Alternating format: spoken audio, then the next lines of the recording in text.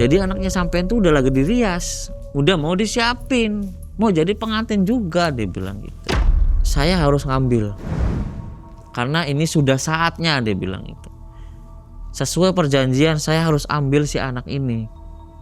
Jadi kata si Abah, ini pesugihan siluman kera.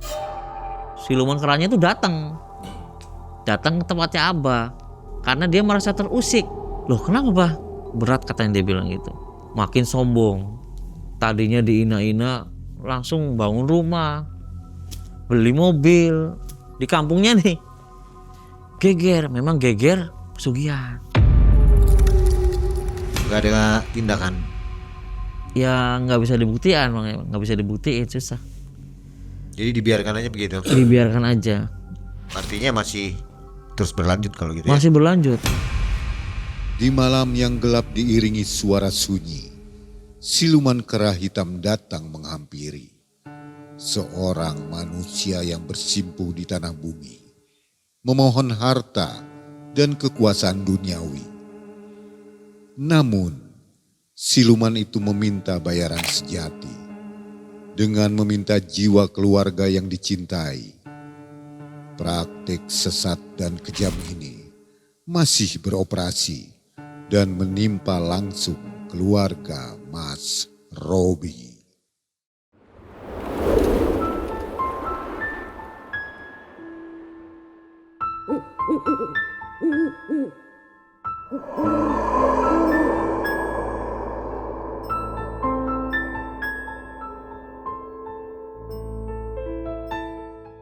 Assalamualaikum warahmatullahi wabarakatuh. Waalaikumsalam warahmatullahi wabarakatuh. Dan selamat malam Sobat Malam Mencekam dimanapun Sobat berada. Mudah-mudahan semua sehat, semua lancar usahanya dan rezekinya melimpah ya. Ya. Dan Sobat, hari ini Mang Ai sudah mempersiapkan seorang narasumber yang punya pengalaman menarik sekali di tahun 2021 ya. Ada Mas Robi di depan saya. Apa kabar Mas Robi? Alhamdulillah baik, Mang E. Mas Robi, terima kasih ya sudah mau bagikan pengalamannya di Malam Mencekam. Baik, Mang E. Ini sebagai apa di kisah ini? Terlibat sebagai apa? Kebetulan Robi sebagai saksi ya. Saksi ya? Saksi. Jadi yang melakukan ini sebenarnya siapa? Melakukan pesugihan ini? Yang melakukan pesugihan itu orang dekat. Melihat dengan mata kepala sendiri? Melihat dengan mata kepala sendiri. Tahun 2021 Sobat. Jadi kisahnya waktu Mas Robi ini bekerja di sebuah perusahaan otomotif ya? Betul. Pemiliknya atau gimana? Bukan. Di situ Robi sebagai sales. Sebagai sales. Jualan, Mang E. Mobil? Jualan mobil. Gitu. Mobil baru atau mobil second? Mobil baru, mobil second semuanya lah. Ada ya? Showroom ya? Showroom, betul. Oke, menarik. Nah Sobat, hari ini Mang Ai berada di sebuah tempat yang sepertinya rumah Belanda nih ya. Ini udah ditinggalkan pemiliknya, jadi kita pakai buat syuting. Era dulu itu belum ada istilahnya prostitusi yang gimana-gimana, tapi ada sebutan nyai. Nyai itu perempuan-perempuan yang memang sengaja dijadikan persembahan untuk apakah itu raja ataukah itu orang VOC. Dan dulu lampu ini dipasang di delman yang mengangkut nyai-nyai cantik.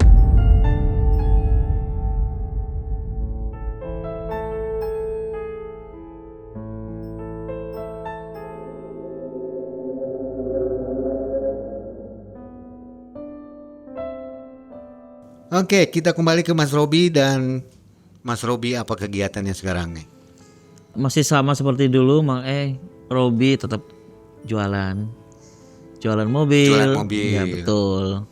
Jualan mobil, keliling-keliling, ya nawar sana tawar sini gitu kan. Lancar ya? Lancar. Mudah-mudahan tambah lancar. Amin. Dan segera menjadi pemilik showroom ya. Amin, Mang E. Makasih doanya, Mang E. Sobat, jangan kemana-mana, saatnya kita nonton dan mendengarkan kisah dari Mas Robi. Malam Mencekam. Semakin malam, semakin mencekam. Ini dia Mas Robi.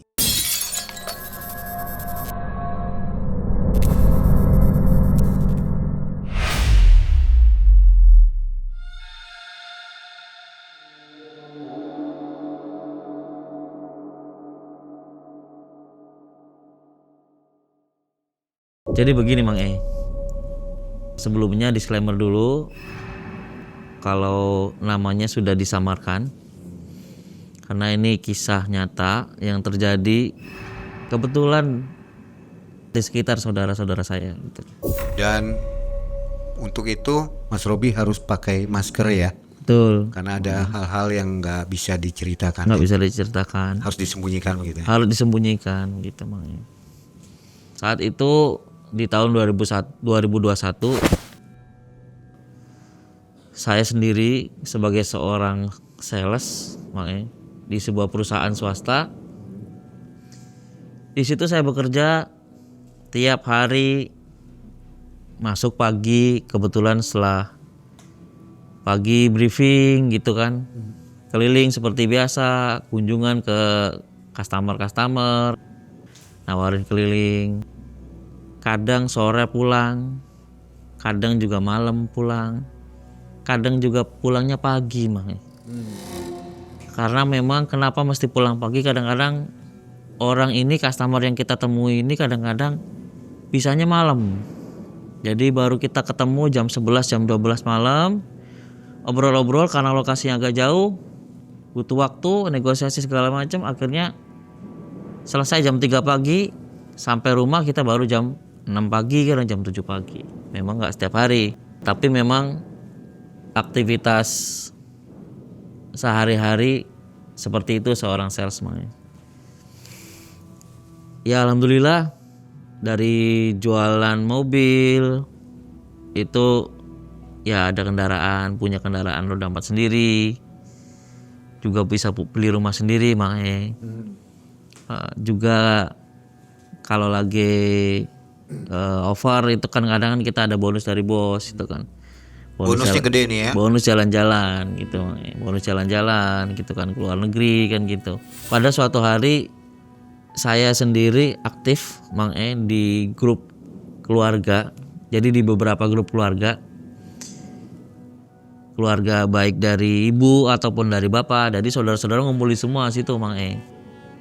Tahu-tahu waktu itu di pagi hari itu ada notifikasi tuh kloneng gitu kan di grup. Ada fotonya anak-anak gitu kan, fotonya anak kecil. Di situ dikasih caption mohon doanya, anaknya mau masuk rumah sakit, mohon doanya biar cepet, mudah-mudahan cepet sembuh gitu kan. Ternyata yang posting itu sih Dini ini sepupu saya Mang E. Jadi memang Dini ini sama saya itu hitungannya dekat, karena dari mulai dia SD kecil sampai dia SMA itu nggak pernah jauh karena mainnya bareng si Dini ini. Jadi salah satu sepupu yang memang dekat, dekat banget, sampai apa-apa juga biasanya si Dini ini cerita. Cuman ketika beberapa akhir itu dia malah jadi introvert gitu Bang. Biasanya apa-apa tuh ngomong. Pas begitu dia punya keluarga, berkeluarga, introvert. Jadi dia jarang ngomong. Cuman ujug-ujug di grup itu dia posting anaknya. Anaknya yang kecil, namanya si Aldi. Posting anaknya si Aldi ini posisi sudah diinfus. Jadi sudah pakai infusan. Umuran berapa? Umur 3 tahun, 2 tahun ke 3 tahun lah ya. Karena saya ini dekat sama dia, sama Dini ini kan, memang sering komunikasi. Saya kaget kan, saya baca postingan, saya kaget. Akhirnya saya japri ke Dini, Din, sakit apa anaknya? Saya kan nanya gitu doang kan pertama awal-awal, karena kan penasaran nih. Soalnya memang si Dini ini jarang cerita Mang E. Nggak tahu dia bilang gitu. Ini juga baru ke rumah sakit, baru dibawa, kan baru masuk pagi. Nggak tahu, cuman gejalanya memang anak ini, si Aldi ini kata dia, anak saya itu suka kejang-kejang. Jadi kejangnya itu sore Mang E. Jadi kalau setelah asar sampai ke maghrib itu dia mulai kejang-kejang. Jadi badannya panas, biru, mukanya biru, sesak napas kayak gitu tuh. Tapi dia mulai dari sore sampai malam. Itu dia selalu kayak gitu. Dia bilang gitu. Itu udah berapa hari? Dia bilang sudah 2 hari ini. Makanya inisiatif dibawa ke rumah sakit. Ya udah saya bilang, Din, nanti saya sore nengok. Saya coba datang ke rumah sakit.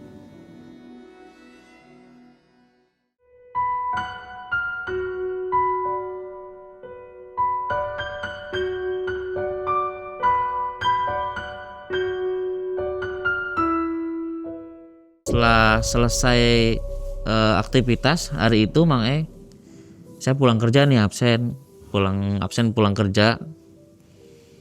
Habis itu saya langsung ke rumah sakit. Saya parkir motor saya tanya ke security, Pak, kalau ruangan anak di mana? Ruangan anak tuh di lantai 1, dia bilang gitu, kata security-nya. Di lantai 1 di sebelah kanan. Nah, setelah itu saya langsung ke sebelah kanan menuju ke situ. Saya tanya ke perawatnya, Sus, ada yang namanya Aldi nggak? Oh ya ada Mas, yang tadi masuk pagi ya, dia bilang gitu, kata perawatnya. Oh ya benar, masuk pagi itu di kamar 1, dia bilang gitu, di ruang anak kamar 1. Kebetulan pakainya umum, Mang jadi belum punya BPJS, Mang Saya masuk di situ, ketemulah sama si Dini. Dini langsung nyapa kan, kesini sama siapa? Dia bilang, ya saya sendiri aja kan, pulang kerja. Saya bilang saya mampir. Gimana anak kamu? Ya paling gitu-gitu aja, dia bilang gitu. Jadi kebetulan karena saya kesitunya sore, jadi saya ngeliat sendiri, Mak. Memang anak itu badannya panas. Panasnya lumayan tinggi. Anak itu nangis, geger di rumah sakit itu, dia anaknya nangis-nangis. Cuman nangis-nangisnya itu napasnya kan tersendat karena dia mungkin ngerasa sesak napas ya anak itu. Karena masih kecil, maklum masih di 3 tahunan ya, Bang. Jadi belum banyak ngomong, tapi dia ngerasain sakitnya mungkin bener-bener sakit banget gitu. Cuman karena menjelang maghrib itu kan, waktu itu memang belum ada dokter. Paling kita suruh panggil suster aja, perawat. Din, panggilin perawat tuh, kasihan anak lu tuh. Itu kan udah kayak gitu parah. Saya bilang, anakmu sakit apa sih? Ya belum tahu, dia bilang gitu. Akhirnya dipanggilin perawat. Ya sedikit dikasih obat tenang lah ya, biar dia bisa tidur. Dia udah mulai tenang. Setelah itu nggak lama, karena saya ada keperluan sendiri, akhirnya hari itu saya pamit, Bang.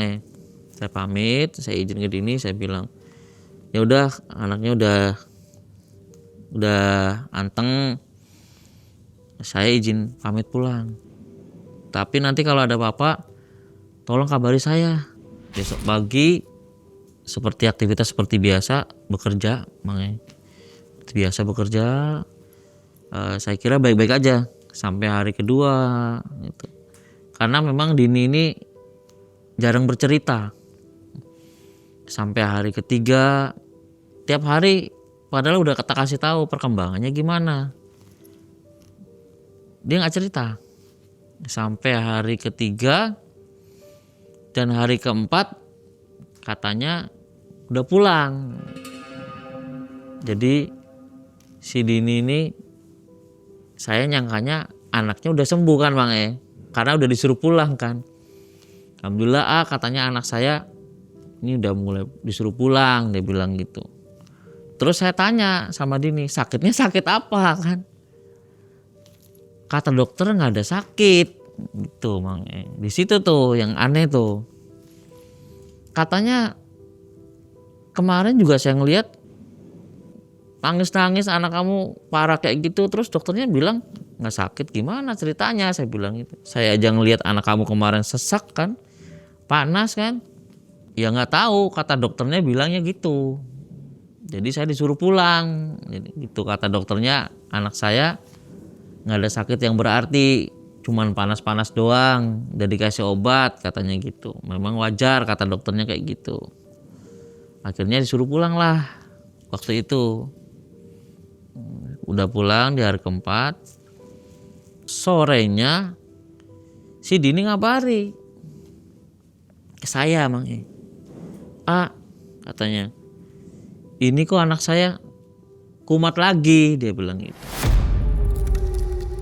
Kumat lagi tapi makin parah. Jadi di hari keempat sore itu jadi giginya ngunci, terus kayak keluar air liur, makanya matanya agak ke atas kayak gitu tuh. Saya langsung meluncur ke rumahnya Dini. Ada apa? Kok bisa kayak gitu? Ditambah-tambah yang jadi janggal itu kebetulan ada tetangganya itu ada yang ke situ perempuan malah kesurupan, Mang.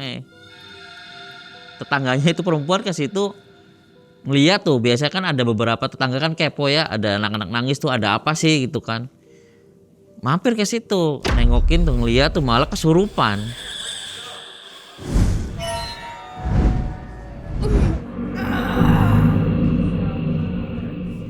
Saya ketemu sama Dini cerita hal kayak gitu. Saya akhirnya balik nanya, sampai kayak gimana sih dokternya? Saya bilang itu, ini harus dibawa ke rumah sakit lagi, saya bilang. Kata dokternya udah sehat ya.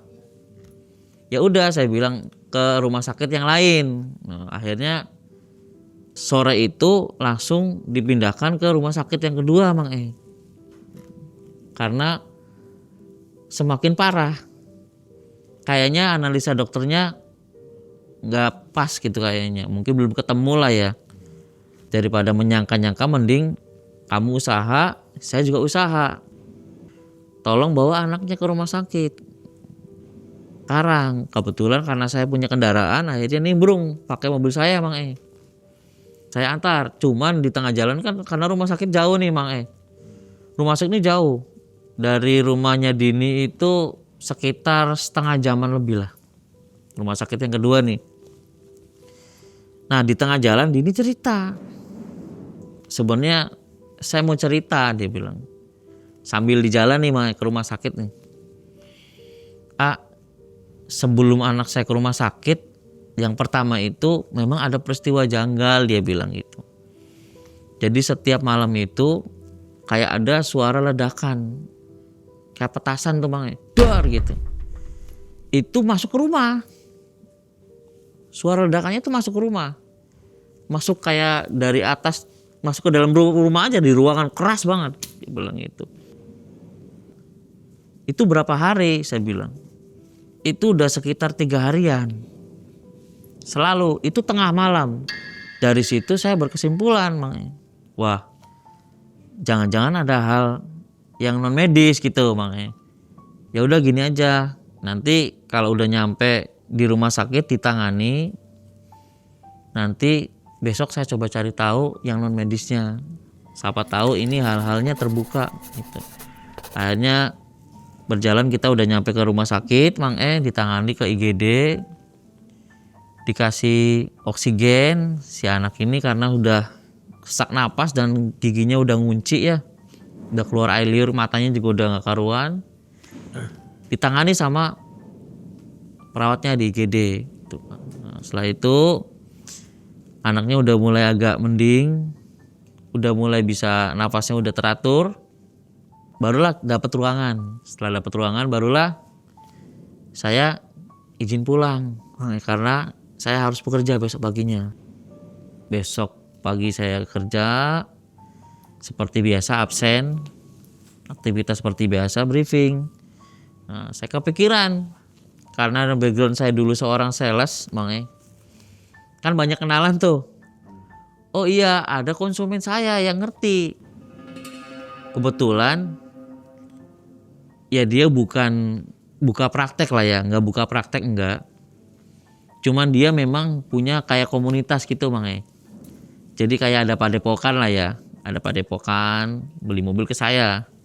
Padepokan, dia agak kejawen juga. Waktu dulu itu dia memang si konsumen saya ini di rumahnya banyak kayak keris-keris kayak gitu tuh, Mang. Keris-keris segala macem lah. Tapi dia jalurnya jalur kayak ada tawasulan kayak gitu juga ada. Maksudnya jadi campur-campur tuh, Mang, ya. Gitu. Tapi dia ngerti. Nah, akhirnya sore itu saya coba kontak. Assalamualaikum gitu kan, Pak Haji. Salam. Izin silaturahim ke rumah, ada di rumah nggak? Oh kebetulan ada, Mas gitu dia bilang itu, kata Pak Hajinya, si Abah kan. Saya manggilnya Abah. Ya udah Pak, saya meluncur. Nah, rumahnya agak jauh juga. Rumahnya kan agak ke pelosok juga, makanya. Karena orang-orang kayak gitu biasanya agak unik, makanya. Rumahnya itu deket sawah kayak gitu-gitu tuh, makanya. Agak jauh dari keramaian. Saya silaturahim ke rumahnya, saya ketok pintu. Assalamualaikum gitu kan. Waalaikumsalam. Terimalah sama si Abah. Oh gimana kabarnya Mas Robi? Sehat, sehat, alhamdulillah. Udah duduk. Akhirnya saya duduk. Sebelum saya cerita, yang namanya basa-basi dulu lah ya. Makanya gimana, sehat Abah gitu kan. Terus mobilnya gimana? Ada kendala nggak kan gitu kan, makanya. Ya udah nggak ada masalah, dia bilang gitu. Ada apa nih tumben, kata abahnya, mampir ke sini nih. Ya ini Mbak, saya mau cerita, saya punya ponakan. Ponakannya kenapa gitu Mas Robi? Ponakan saya ini memang agak aneh. Masuk rumah sakit, saya bilang sakitnya ini kalau pas setelah asar sampai malam. Setelah dari rumah sakit, masa kata dokternya nggak sakit, maksudnya nggak ada penyakit apa-apa, kan aneh. Saya tanyain sama Abah, makanya gitu kan. Saya kepo, penasaran gitu. Sebenarnya ponakan saya ini sakitnya medis apa non medis kan? Itu akhirnya si Abah ini nanya, namanya siapa anaknya? Saya bilang namanya Aldi. Ibunya namanya siapa? Namanya Dini. Nah, kan gitu biasanya ditanyain tuh, jadi biar nyambung kayaknya. Akhirnya sudah ngobrol-ngobrol, dilihat sekilas sama si Abah ini. Oh ini kayaknya ada yang gak beres, dia bilang gitu. Gak beres kenapa Bah? Saya bilang kan gitu. Saya tanya, ya kayaknya ini ponakan kamu nih kayaknya ada yang gak bener aja. Gak bener gimana Bah? Saya bilang gitu. Ya saya lihat sih ya ada yang gak beres, tapi yang jelas dia bilang gitu. Sekarang gini aja, saat ini saya cuma bisa bantu doa aja. Saya diambilin dikasihin air tuh, air, dibacain doa-doa sama si Abahnya. Bacain doa-doa, kata Abahnya, Mas Robi, untuk sekarang ini bawa air ini aja, air doa. Nanti kalau bisa sih diminumin ke si dedeknya, sama di raupin, apa sih namanya, di kemukakan tuh, raupin tuh, biar lebih adem. Tapi nanti malam ini saya coba cari tahu, karena modelnya dia itu kayak meditasi gitu, Bang. Jadi malam itu dia perjalanan spiritual biasanya kayak gitu. Dia cari tahu. Saya pulang. Ya udah, Bah, saya pamit. Makasih ya, ini dedikasi air doa. Akhirnya air doa itu saya bawa ke rumah sakit langsung hari itu juga. Cuman si anak itu, saya ketemu sama Dini waktu itu, ketemu sama anaknya, si anak itu begitu ngelihat saya aja langsung jerit-jerit. Ini kenapa anak ini? Lihat saya jerit-jerit, kayaknya dia udah tahu, mungkin saya bawa air doa lah ya. Loh ini jerit-jerit kenapa, saya bilang gitu kan. Anak itu jadi kayak orang ngerti tuh, duduk dia tuh. Jadi anak sekecil itu dia duduk. Begitu saya datang tuh duduk. Kayak orang dewasa kayak gitu tuh, duduk. Dia duduk tegak kayak gitu. Matanya melotot ngeliatin saya. Begitu diraupin sama air doa itu, anaknya kesakitan. Jadi kayak mungkin ada sesuatu yang di dalamnya kerasa sakit, mungkin ada kesakitan. Jadi anak ini jerit-jerit, cuman jerit-jeritnya kayak bukan jerit-jerit sakit, penyakit gitu. Jerit-jeritnya jerit-jerit kesakitan, kayak anak kecil dipukulin aja kayak gitu rasanya. Nangis teriak-teriak dia sampai rame kan di rumah sakit itu kan, geger, ngundang perawat biar dia tenang kan. Biar dia tenang, sudah dikasih tenang, anak itu tidur. Baru saya cerita sama si Dini sama suaminya, si Tono. Tadi saya udah ngobrol sama Abah, saya bilang itu, anak kamu ini ada yang gak beres, kata si Abah. Cuman Abah nih minta waktu, malam ini mau cari tahu, dia bilang gitu. Tapi nanti besok malam saya sama suami kamu ke rumah, disuruh ke rumah. Nanti penjelasannya nanti di rumah. Seperti itu. Lewatlah malam itu. Akhirnya seperti biasa saya pulang aktivitas seperti biasa.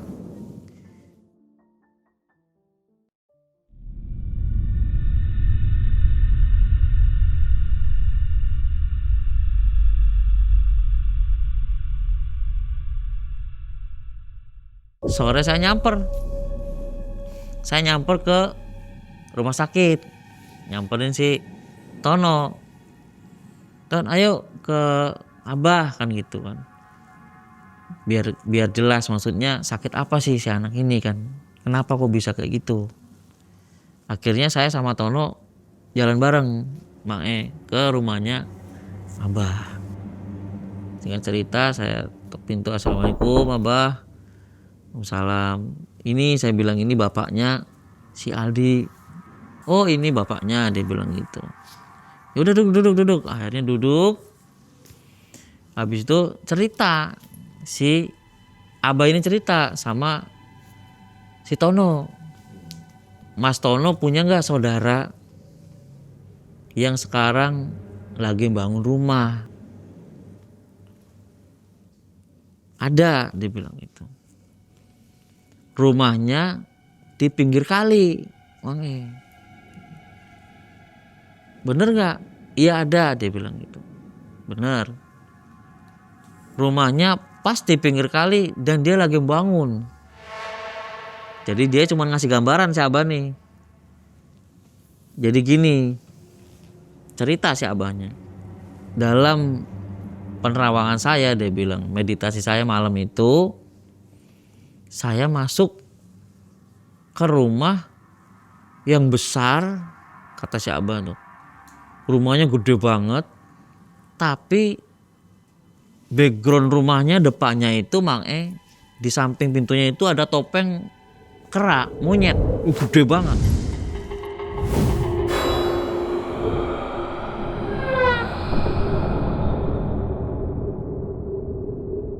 Saya masuk ke situ, kata si Abahnya.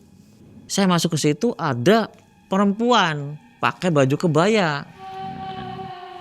Pakai baju kebaya warna putih.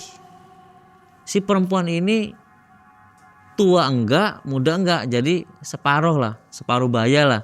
Usia sekitar 50-an lah Di situ dia lagi duduk di situ, senyum-senyum. Di sampingnya ada laki-laki pakai jas warna hitam. Cuman laki-laki ini dia bilang lebih muda dibanding si perempuan itu. Terus dia bilang itu, di tengah-tengahnya itu ada anak kecil, perempuan. Itu umurnya 6 tahunan. Itu sudah pakai baju kebaya pengantin.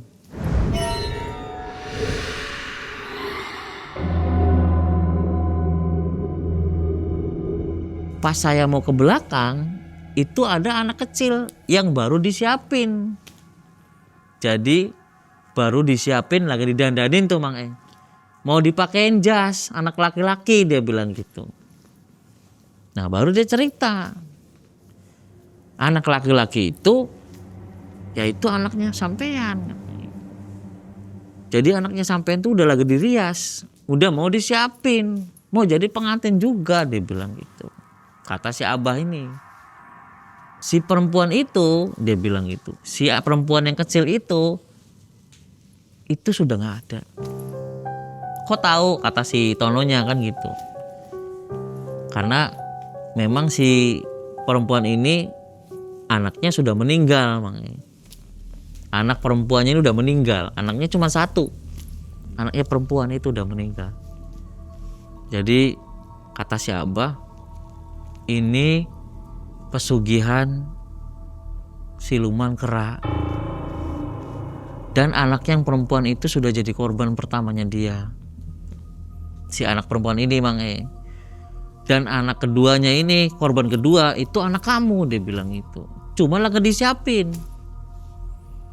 udah mau dipakein, sudah sebentar lagi lah. Kalau telat aja berapa hari, dia bilang itu. Ini udah jauh, udah jadi korban. Itu kata si abah nih. Akhirnya dia ngeh, si Tono ini ngeh. Memang dia ini punya bibi dan memang bibinya itu udah geger di kampungnya nih. Geger, memang geger pesugihan.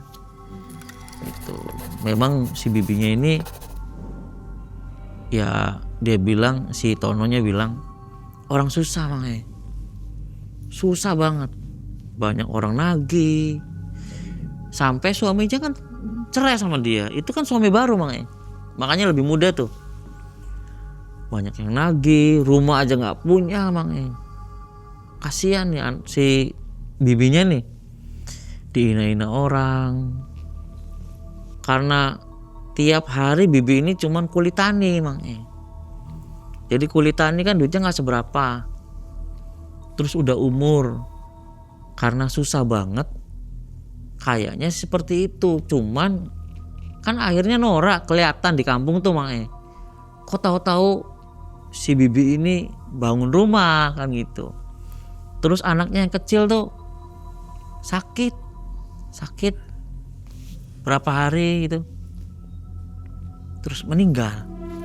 Ya itu yang diceritain abah tadi tuh, anak perempuannya, padahal anak satu-satunya semata wayang, meninggal misterius kan gitu. Si Tononya cerita sama si abah itu, oh iya ada, dia bilang gitu. Ya itu si bibi itu, bibinya dia sendiri, memang sudah geger di kampung itu. Si bibinya itu pesugihan, karena aneh. Orang kayak gitu nggak ada usaha apa-apa, yang dulunya susah, banyak utang, kok malah bangun rumah. Kan duitnya dari mana kan, pikirannya orang kampung. Terus anaknya mati kan, matinya cepat gitu loh, maksudnya prosesnya cepat gitu. Setelah itu ya udah gini aja, kata si abah, ini anak kamu nih harus segera diselamatkan. Soalnya ini sudah beberapa saat lagi sudah mau dipakein. Jadi bahasanya gitu penerawangannya abah itu sudah mau pakai pakaian, udah mau pakai jas, dia bilang gitu. Sudah dirias, periasnya banyak di samping-sampingnya. Cuman kalau yang tadi, kata si abah, yang anak perempuan itu udah nggak ada, dia sudah jadi pengantin. Makanya mau nggak mau si anak kamu nih harus diselamatin. Caranya gimana? Kata si Tono kan, jangan sampai anak saya jadi korban lah. Ya gimana ya, memang ini agak berat karena perjanjian setan kan gitu. Terus sudah di TO anaknya nih, sudah mau gak mau harus kan gitu. Akhirnya ya gimana caranya lah bah, minta bantuan kan. Si Tononya kan sambil dia sambil setengah sedih juga sih, anaknya kan kok bisa gitu anaknya jadi korban, padahal kan saudara sendiri kan gitu kan. Terus juga dia suka minta, kadang-kadang minta lauk nasi makan di situ, kok tega gitu loh. Udah susah kan dulunya kan, kok bisa tega kayak gitu. Ya udah sekarang gini aja, nanti besok malam datang ke sini. nanti saya persiapkan sesajennya, dia bilang gitu. Cuman nanti bantu nyari, yang paling susah dia bilang ayam cemani, karena seperti biasanya pesugihan yang siluman kera itu mintanya ayam cemani, Mang. Mintanya ayam cemani untuk mutusnya tuh, Mang. Udah bah, karena sudah malam kita pamit pulang. Saya sama Tono pamit pulang ke rumahnya Abah. Si Tono langsung ke rumah sakit, saya antar ke rumah sakit. Habis itu saya pulang. Saya langsung cari sana sini tuh, karena ayam itu kan agak susah, Mang. Susah banget. Cuman saya tuh enggak, waktu itu ada teman yang pelihara. Waktu itu sepasang, katanya dia dapat dari daerah Jawa Tengah. Dia mau ternak karena bisnis juga sih, Mang. Kan kalau dicari orang kan akhirnya diternakin tuh. Saya telepon. Namanya si Angga. Ga, kamu tuh perasaan punya ayam cemani? Oh iya ada sepasang, dia bilang itu. Ya udah tak bayarin, saya bilang. Ya janganlah, katanya. Orang saya baru dapat, ini aja susah, dia bilang itu. Dari Jawa Tengah susah nyarinya. Ini penting, saya bilang. Ini masalahnya nyawa orang, saya bilang itu. Udahlah saya bayarin, kamu bayarin berapa? Saya butuh yang laki-lakinya aja, jagonya aja. Akhirnya dia minta 1.700.000. Ya udah nggak apa-apa, tak bayarin kan gitu. Ya udah, yang penting saya dapat kan. Akhirnya tak bayarin. Udah dapat ayamnya. Ton, ini saya udah dapat nih. Kata si Tononya, oh ya udah alhamdulillah, udah dapat. Ya udah, kita berangkat ke tempatnya Abah. Setelah itu kita berdua, saya sama Tono itu berangkat ke tempatnya Abah. Assalamualaikum Mbak. Biasanya kalau ke Abah itu biasanya sore, cuman ini disuruhnya habis maghrib. Jadi karena habis maghrib kata dia ada acara tawasulan kayak gitu. Akhirnya tawasulan selesai baru kita gabung dulu, habis itu selesai baru kita ngobrol. Nah, gimana, dapat nggak ayamnya? Kata abahnya. Ini dapat, saya bilang. Alhamdulillah dapat. Ya udah, sekarang kita ke belakang. Akhirnya kita berdua dibawa ke belakang. Ada ruangan khusus. Jadi di ruangan itu memang banyak pajangannya tuh, banyak kayak keris-keris gitu tuh, Bang. Khusus tempat ritualnya dia. Di situ udah disiapin, Bang. Jadi ada arang yang ada kemenyannya gitu, anak tempat arang, kemudian ada bunga 7 rupa, kemudian ada ada rokok kretek, terus ada kopi pahit sama kopi manis, sama teh manis sama teh yang tanpa gula. Itu semua di situ ada. Itu semuanya udah disiapin di kayak nampan gitu, udah disiapin. Si Abah mulai ritual. Dia baca sesuatu, dia baca. Setelah baca ritual itu, beberapa saat kemudian itu ada suara ledakan di luar, dar gitu kan. Udah nggak usah kaget, dia bilang itu udah biasa. Si Abah nih keringetan nih, badannya keluar keringet dingin.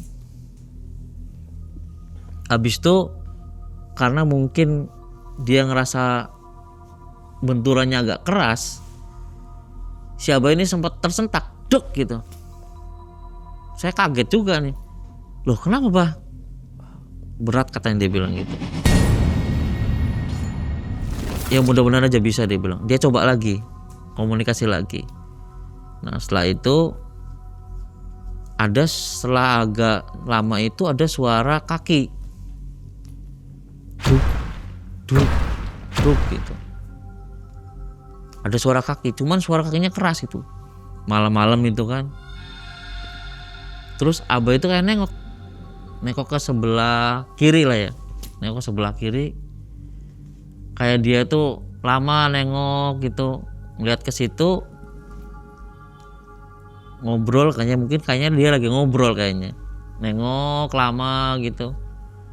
Setelah nengok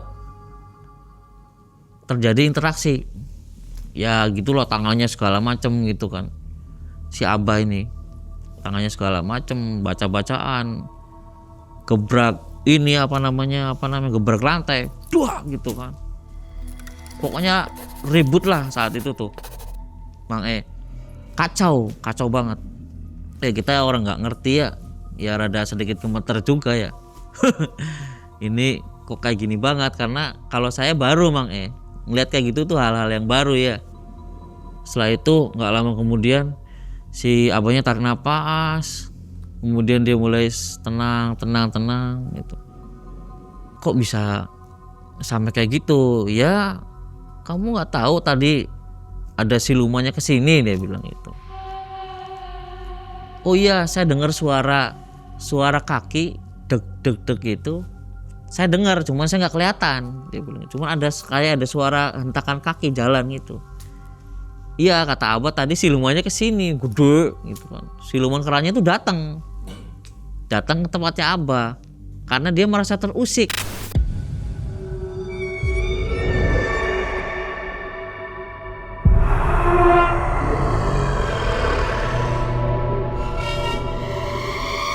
Siluman itu ngomong, saya ini jatahnya saya, ngapain kamu usik-usik, kata si siluman itu. Akhirnya negosiasi nggak selesai, ribut deh di situ. Waktu itu kan kacau tuh, makanya ribut waktu itu. Memang harus ditaklukkan dulu si siluman ini, Mang makanya dia mau nurut gitu. Makanya waktu itu ada kontak batin lah ya, kontak gaib lah ya. Sampai ujung-ujungnya si siluman itu dia bilang, saya harus ngambil karena ini sudah saatnya, dia bilang itu. Sesuai perjanjian saya harus ambil si anak ini. Saya nggak mau tahu, kata si siluman itu cerita ke Abah itu, saya nggak mau tahu. Sudah harusnya makanannya saya, dia bilang gitu, kata silumannya. Kata si Abah, nggak bisa. Ini nggak ada urusan sama kamu, dia bilang itu, kata si Abah.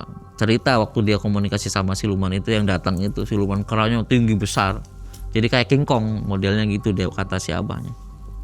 Akhirnya dikasih tahu kalau saya bawa imbalan, tapi saya punya permintaan, jangan ambil anak ini, kata si Abahnya, ngomong ke silumannya itu, kata dia bilang, saya kasih imbalan kamu. Ini saya kasih darah ayam cemani, dia bilang. Kamu silakan ambil yang lain, tapi jangan anak ini, dia bilang. Oh ya udah, akhirnya setelah negosiasi itu disembelihlah ayam cemani. Suasananya udah nggak mencekam lagi. Jadi tandanya itu datang itu tadi suara ledakan, karena Dini juga cerita memang beberapa hari sebelum anaknya sakit kan ada ledakan tuh di rumahnya itu kan. Setelah itu, setelah disembelih ayam itu, udah darahnya taruh di situ, dikubur di belakang, sudah selesai, diberes-beres segala macem. Katanya Abah, alhamdulillah sekarang anaknya sudah saya putus dengan perjanjian siluman kera. Jadi anak kamu sudah nggak jadi tumbal.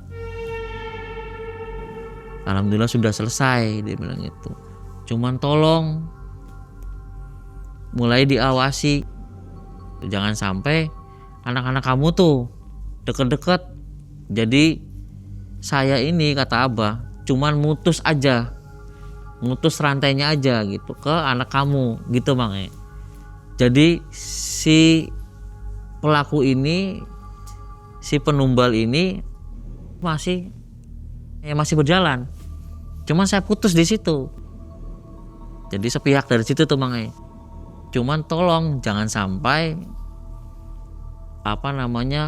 kadang suka ngasih jajan, namanya anak kecil ya Bang ya.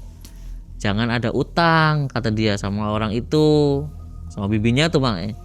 jangan ada utang, jangan kalau anaknya tuh jangan suka dijajanin, jangan mau, diawasin gitu kan, soalnya itu tuh jadi peluang, dia bilang, kata abah, jadi peluang buat diambil, walaupun 1.000 perak aja bisa jadi, dia bilang, bayar nyawa, bayar darah, dia bilang.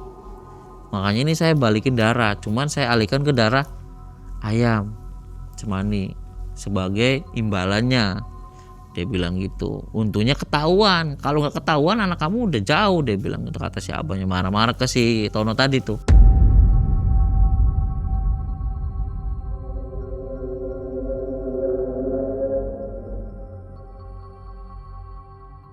Setelah itu ya udah, makasih banyak bah. Akhirnya malam itu sudah selesai, nggak kerasa itu jam 1 pagi.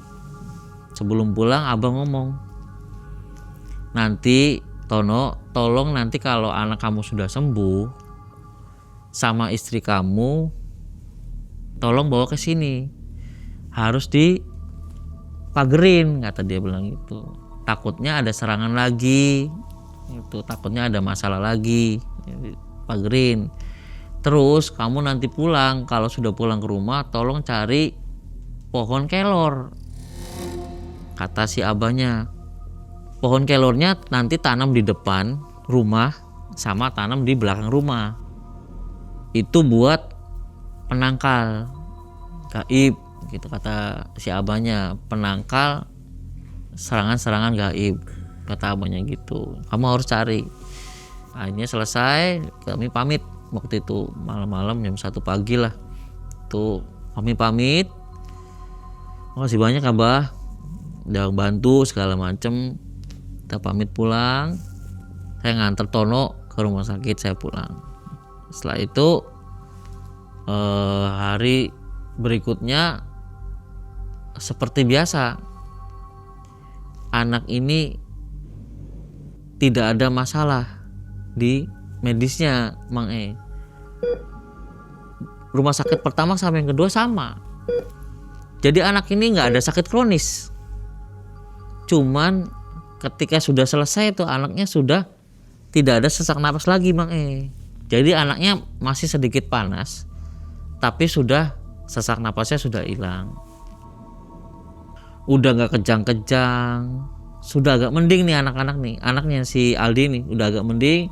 Akhirnya pulang seperti arahannya abah tadi, kan suruh main ke abah tuh. Akhirnya sekeluarga pulang dari rumah sakit, besoknya ke tempatnya abah. Assalamualaikum bah. Waalaikumsalam. Sehat bah, sehat. Nah, ketemulah situ si keluarganya si Dini itu, silaturahim. Nah ini anaknya ditunjukin kan, nih oh ini anak, oh ya alhamdulillah udah sehat ya anak ya. Ikut ke situ? Iya, saya ikut nganter. Saya ikut nganter karena mau nggak mau pakai mobil saya. Ketemu akhirnya ya diraja lah si anaknya, istrinya itu dibacain doa-doa segala macam buat penangkal segala macam.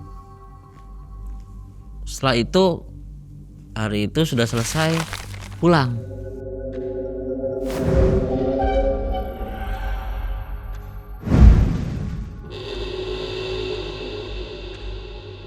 Beberapa hari kemudian setelah kejadian itu, si Dini ngechat ke saya, Mak E. Dia bilang masih ada ledakan. Jadi masih ada letusan tuh, Mang E. Setelah pulang ke rumah nih, cuman letusannya tuh di atas rumah. Kalau yang kemarin-kemarin kan masuk. Kalau ini letusannya tuh di atas rumah, dor gitu. Itu sering. Maksudnya letusannya nggak sekali 2 kali, itu sering, dor itu. Itu kejadiannya itu pasti di atas jam 12 malam. Ya udah saya bilang, Din, kan udah nggak masuk. Iya sih dia bilang itu nggak masuk ke rumah tuh letusannya tuh, Mang. Jadi masih ada letusan, ledakan, tapi dia di atas rumah, jauh tapi di atas, pas di atas tuh. Kebetulan rumahnya Dini itu sama rumah mertuanya itu pinggir-pinggiran, Mang. Rumahnya pinggir-pinggiran. suara letupan. Saya bilang, tapi anak kamu sehat kan? Kan saya masih khawatir tuh Mang, takut. Anak kamu udah sehat kan? Ya udah sehat sih, cuman ya masih ada letupan, nggak apa-apa tak, kata si Dininya nih nanya ke saya. Ya coba lihat nanti dulu, saya bilang. Tapi kalau anak kamu masih kondisinya masih sehat sih, ya udah nggak usah dikhawatirin. Ya anak saya sih sehat, dia bilang gitu kan. Udah sehat, alhamdulillah udah sehat. Cuman ya saya ngeri aja sih takut. Maksudnya kenapa malam itu masih ada ledakan di atas rumah, dia bilang gitu. Ya udahlah diabaikan aja, saya bilang, kalau kamu masih sehat. Terus beberapa hari kemudian dia ngasih kabar, si Dini ngasih kabar lagi Mang, mertua saya sakit, sakitnya mendadak gitu. Mertua aja ini nih, mertuanya si Dini nih, kan rumahnya sebelah-sebelahan tuh. Kebetulan si mertuanya ini kakak kandungnya si pelaku tadi Mang, jadi masih deket lah, satu darah lah ya. Sakit Mang, hari pertama dia bilang sakit, gimana? Dia minta tolong sih sebenarnya ke saya gitu Mang, maksudnya tolong antar lagi ke tempatnya si Abah, maksudnya kan mertuanya ini sakit apa, jangan-jangan ya itu gitu kan. Cuman saya bilang ke Dini, Din itu kan bukan tanggung jawab saya bilang, saya kan cuma ngebantu kamu doang kan gitu Mang. Itu kan artinya maksudnya kita kan keluarga jauh ya Mang ya. Ya udah, gimana sih ya udah berobat aja ke dokter, siapa tahu bisa sembuh kan gitu. 3 hari kemudian ngabarin lagi si Dini, mertua saya meninggal. Wah, jangan kan. Ya udah, saya bilang mungkin itu udah takdirnya, saya bilang gitu kan. Kalau saya meredam aja lah. Yang penting sekarang keluarga kamu udah sehat, keluarga kamu udah nggak digubris, udah nggak digangguin. Saya bilang, cuman ya hati-hati, anak kamu tuh jangan suka minta-minta jajan. Saya bilang, kan udah ditandain ini segala macem gitu. Akhirnya ya udah, makanya udah anaknya udah sehat, tapi ya tadi mertuanya yang jadi korban Mang. Seperti yang diobrolin sama si Tono, si bibinya ini akhirnya berubah drastis itu Mang. Ternyata mungkin setelah bapaknya jadi korban, si kakak kandungnya jadi korban ini, makin gacor si bibinya ini. Rumahnya udah jadi, beli mobil Mang, beli sawah. Si bibinya nih sekarang sudah kaya raya Mang. Emasnya nih, gelangnya nih banyak nih di mana-mana. Makin sombong. Tadinya diina-ina, hidupnya susah. Usahanya apa itu? Usahanya sekarang dia tani, cuman sekarang beli sawah. Jadi punya sawah banyak sekarang. Beli sawah lagi, beli sawah lagi, beli sawah lagi. Ya itu, memang gegernya di kampung itu sampai saat ini ya memang sugihan gitu. Makanya aneh, baru kok setahun 2 tahun langsung bangun rumah, beli mobil, beli sawah, beli emas. Gelangnya nih banyak nih di sini nih. Kalau orang kampung kan biasanya, kalau orang kampung tuh gelangnya tuh ditunjukin tuh Mang, emas-emasnya tuh biar kelihatan kaya tuh. Kalau dulu mah kerja sama orang itu, dulu kan mola tani, kerja tani itu paling dapat kalau ada duit, kalau ada job tuh paling 40.000 setengah hari Mang. Itu kalau lagi musim tani, musim tandur, jadi musim tanam sama musim panen gitu. Tapi kalau nggak ada itu nggak ada kerjaan Mang. Tapi sekarangnya sudah mewah, kehidupannya udah mewah, udah punya mobil Mang. Dia beli mobil, cash beli mobilnya. Sawahnya banyak. Sampai sekarang makin gacor. Ya itu, seperti itu. Sampai si suami barunya ini kan punya anak laki-laki. Itu juga udah mulai sakit. Terakhir kabarnya itu Mang. Oke, jadi sampai sekarang masih kaya ya si Bibi? Masih jalan. Warga-warga curiga nggak? Curiga. Nggak ada tindakan. Ya nggak bisa dibuktikan, makanya nggak bisa dibuktiin, susah. Jadi dibiarkan aja begitu. Dibiarkan aja. Tapi korban-korban akan tambah banyak dong. Iya, mas tambah banyak. Berarti sekarang ini sudah berapa korbannya? Sekarang ini yang udah berjalan tuh 3 ya. 3 ya. 3. Sudah berapa lama tuh, berapa tahun si Bibi itu kayak menikmati kejayaannya? Menikmati kejayaan itu 2 tahun terakhir. 2 tahun. 2 tahun terakhir. Dari tahun 21 tadi ya? Iya. 21 hidup, ya? Iya, 2 tahun terakhir tuh udah mulai drastis. Itu. Sampai 2024 berarti ya? Sampai 2024. Oke. Sekarang ini juga warga nggak ada yang mau memberontak gitu ya? Demo nggak ada yang mau ya? Nggak ada. Tapi di situ udah geger. Tahu semua dari situ. Udah mulai berhati-hati gitu. Sudah mulai hati-hati. Kapan terakhir melewati rumahnya? Atau ketemu bahkan? Saya sendiri 2024 akhir makanya. Kondisinya seperti apa? Yang mananya? Rumahnya. Ya. Rumahnya sekarang sudah gedong makanya. Artinya masih terus berlanjut kalau gitu ya? Masih berlanjut. Belum menurun gitu ya? Iya, tadi kan kalau ke rumahnya itu kan harus lewat jembatan sebelah. Sekarang karena dia udah kaya jadi bikin jembatan sendiri. Bikin jembatan karena rumahnya itu pas di samping sungai persis. Jadi sampingnya tanggul. Bisa lewat umum boleh?